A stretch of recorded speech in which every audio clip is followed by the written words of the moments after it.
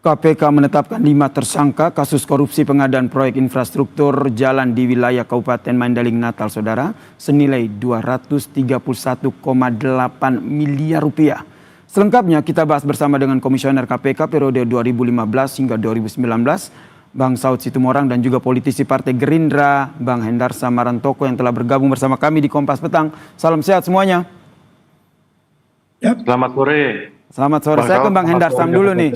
Sudah ada obrolan belum dengan Bobi Nasution atau mungkin sudah dapat pernyataan soal kasus ini?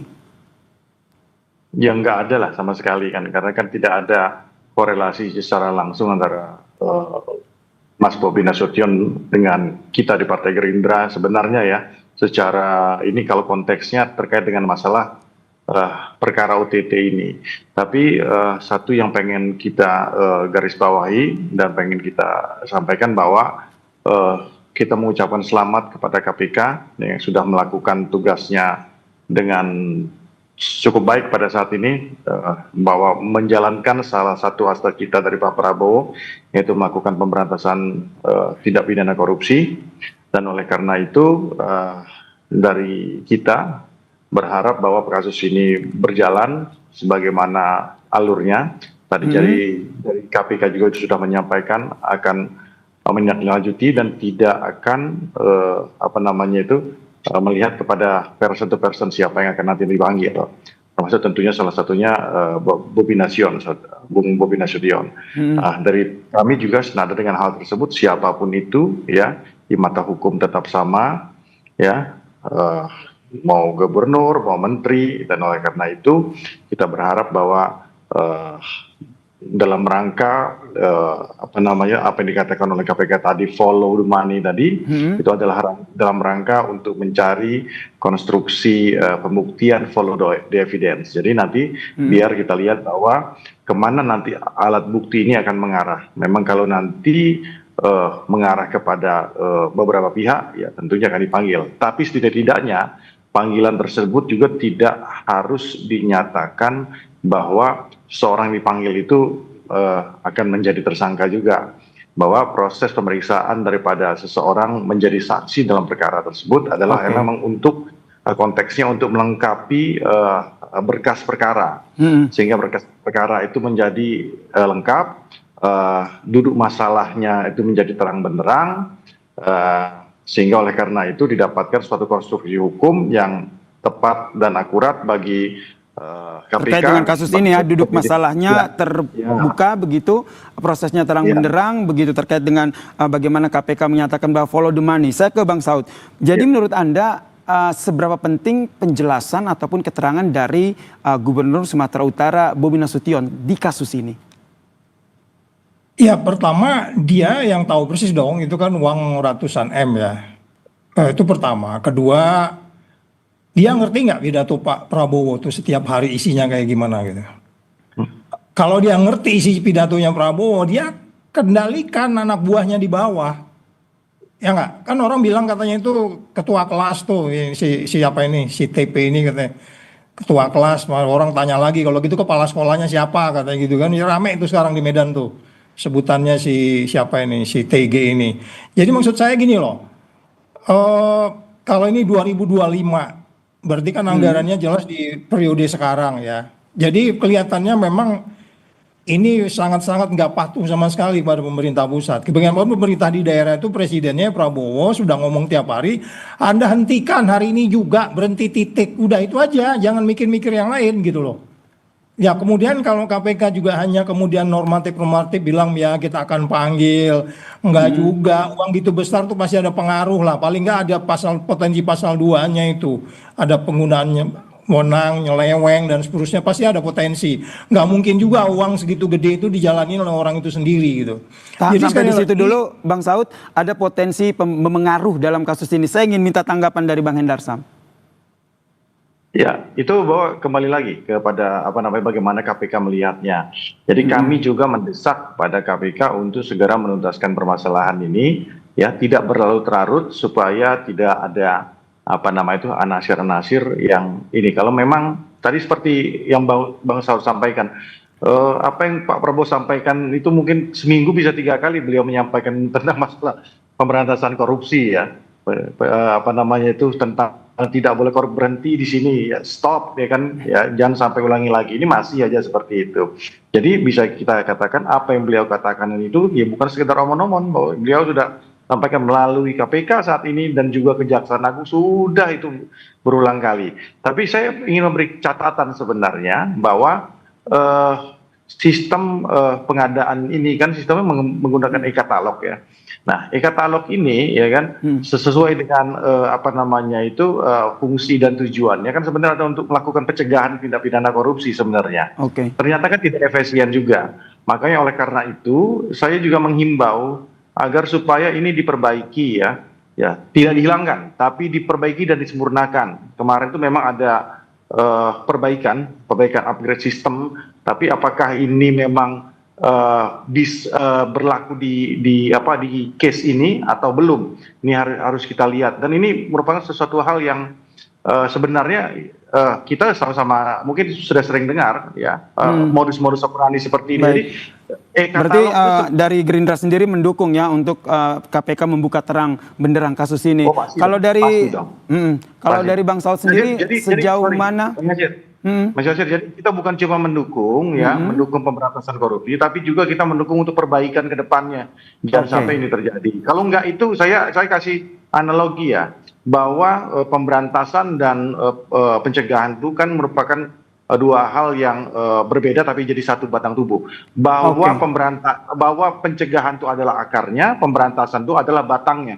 Kalau kita tebas dulu tapi akarnya itu masih tetap ada, maka ya korupsi akan tetap tumbuh. Maka nah ini nih saya tangkap di situ ya, pemberantasannya harus sampai ke akarnya. Kalau dari Bang Saud sendiri melihatnya seberapa besar seorang kepala daerah atau pemimpin sebuah pemerintahan di kabupaten ataupun provinsi mengetahui proyek-proyek seperti ini? Ya pertama kan itu mulai dari nyusun saja kan sudah dia harus tahu dong. Ya sebelum diserahkan oleh DPRD apa yang harus dikerjakan tahun depan, berapa besar, apa. Dia nggak ada alasan dia tidak tahu. Semua detail-detailnya dia tahu. Kalau nggak dia tahu itu bukan kepala daerah namanya. Artinya kalau kemudian kita melihat bahwa daerah itu harus dikuasai oleh kepala daerah, detail-detail apa yang harus dilakukan, siapa melakukan, dan kemudian apalagi kemudian dia membawa seseorang yang dia percaya mulai dari jabatan sebelumnya sampai ke posisi yang sekarang, kemudian itu dilakukan. Ya dia mungkin bisa jadi membawa orang yang salah atau dia tidak melakukan apa yang kita sebut sebagai detail-detail pencegahan yang dimaksudkan Pak Hendarsam tadi. Kalau detail-detail pencegahan itu kan dia harus jelas, kamu ingat ya, harus lihat katalog, harus pengadaannya yang bla bla bla bla bla bla, udah ada ketentuan semua, ada Kepresnya, ada Perpresnya, ada peraturan gubernur, ada inspektorat. Inspektorat juga kan ngelihat tuh, mereka mereksa nggak tuh, ya kan? Jangan-jangan inspektorat juga nggak berani dan seterusnya. Sehingga kemudian KPK melihat supaya tidak ada kerugian lebih lanjut, mereka di tengah jalan sudah melakukan karena ini ada sinyalemen akan dana yang lebih besar lagi. Jadi sekali lagi kalau kita melihat bagaimana sebenarnya peran kepala daerah itu, dia harus tahu detail-detailnya, bukan hanya melihat kemudian mana yang diresmikan, gunting pita dan segala enggak. Dia harus melihat bahwa sekarang ini konflik of interest, kolusi, nepotisme itu masih musuh bersama. Dan itu sangat mengecewakan, apalagi kita tahu infrastruktur ini kan bagian yang sangat menentukan pertumbuhan ekonomi yang diminta oleh Pak Prabowo itu. Bagaimana dengan jalan yang jelek kayak begitu kita bisa bicara pertumbuhan ekonomi? Jadi ini hukumnya harus diperberat ini sebenarnya. Oke, jadi menurut Anda kepala daerah harus tahu begitu ya detail-detail apa yang dikerjakan oleh anak buahnya. Saya ke Bang Hendarsam, terkait dengan pernyataan tadi, apakah nanti dari Gerindra sendiri akan meminta konfirmasi? Kepada siapa itu konfirmasi? Ke Bobi dong pastinya. Oh enggak, no. Jadi artinya kembali lagi bahwa apa yang disampaikan oleh Pak Prabowo dan itu bukan hanya disampaikan ke eksternal ya, tapi juga ke internal. Internal itu ada dua, ke pemerintahannya dan kepada para kader-kadernya. Nah itu jadi yang peringatan-peringatan itu yang harus diketahui bahwa zamannya rezimnya sudah berbeda. Saat ini adalah rezim yang benar-benar tahu bagaimana cara criminal mind itu bekerja, yang tahu bagaimana di mana kebocoran-kebocoran itu terjadi, yang tahu bagaimana praktek-praktek itu dilakukan, modus-modus korupsi itu dilakukan. Jadi nggak boleh lagi. Tadi itu yang benar dikatakan yang Bang Saud tadi. Ini udah berbeda, zamannya udah beda, nggak bisa lagi pakai gitu-gitulah. Sekarang ini kerja benar aja dah, ya. Semua harus kerja benar, jangan lagi pakai cara-cara lama. Ya, jadi kita nggak boleh seperti itu. Dan kembali saya himbau bahwa e-katalog ternyata tidak berfungsi secara efektif. Oleh karena itu harus diperbaiki. Baik, harus diperbaiki. Pertanyaan yang sama untuk Bang Hendarsam maupun Bang Saud. Saya ke Bang Saud dulu. Apa yang harus dilakukan KPK sehingga kasus ini tidak hanya di batangnya saja, tapi langsung ke akarnya? Ya, pertama selalu kan dua pintu ya. Setelah kemudian tadi ada penindakan itu biasanya nanti masuk tata kelola kalau memang di sana perlu didampingi. Atau kemudian kalau selama ini mereka tata kelola yang sudah masuk, ya itu kan ada koordinator wilayah sebenarnya. Korwil KPK itu ada di wilayah situ itu. Ya itu kita nggak tahu apakah mereka berperan atau tidak. Sehingga kemudian bisa melihat lebih lanjut, lebih sustainable. Tidak hanya menjarain orang, kemudian nanti kejadian lagi, ganti kepala dinas sama lagi gitu. Kemudian Presiden sangat kecewa. Jadi KPK yang saya katakan bahwa mereka harus sustainable dan mengamati dari day by day, terus termasuk nanti putusan-putusannya, siapa yang terkait, ya siapa berbuat apa, itu semuanya harus dilakukan secara detail dan secara sustainable berkelanjutan sehingga kemudian bisa membawa dampak jerah terhadap wilayah lain. Baik. Tidak hanya di Sumatera. Ini kan kayak begini nih, bukan hanya di Sumut aja. Kita kemarin kan udah dengar juga di Lampung dan seterusnya. Jadi ini nggak ada perubahan di daerah nih. Ini sangat mengkhawatirkan nih sebenarnya, Mas Nasir. Baik, ke Bang Hendarsam. Iya, memang benar. Ini prakteknya kan praktek dan modusnya adalah praktek dan modus yang lama, ya. Jadi pendekatan-pendekatannya itu pendekatan-pendekatan yang lama. Jadi benar bahwa ini nggak ada yang berubah sebenarnya, mindset ke bawah itu nggak ada. Jadi baru sampai mungkin di tataran pusat saja ini mulai ada pergerakan dan progresivitas perubahan-perubahan yang terjadi. Tapi di tingkat daerah mindset dari para pejabat-pejabat daerah ini masih tetap sama. Nah ini yang penting bagi kita untuk melihatnya bagaimana supaya ini bisa tuntas. Nah kalau kita flashback lagi ke belakang di periode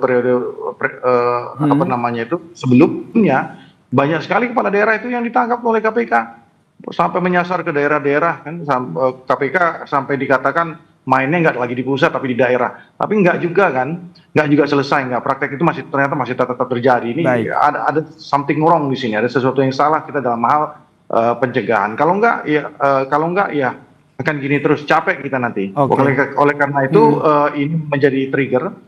Mudah-mudahan satu-satunya trigger lah ya. Jangan sampai lagi di daerah lagi terjadi praktek yang sama seperti ini.